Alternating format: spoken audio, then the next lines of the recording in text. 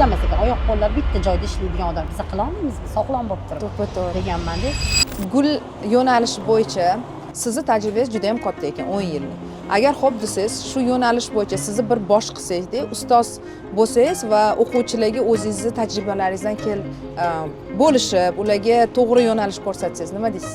Bu narsa onlayn bo'ladi. Onlayn alohida guruhingiz bo'ladi va biz siz bilan doimiy ravishda hamkor bo'lamiz va daromadni ko'paytirishga harakat qilamiz. Albatta. Har bitta inson uchun, har bitta ayol uchun nima deydi, yordam sifatida o'zimni vaqtimni ajratishga harakat qilaman.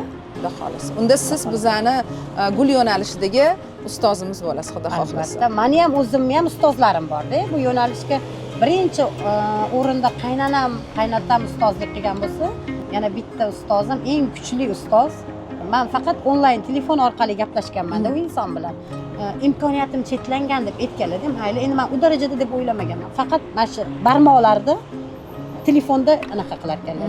Ishlamas ekan, oyoq qo'llar bitta joyda ishlaydigan odam. Keyin shuni ko'rib ko'zlarimga yosh kelganda, keyin aytganman.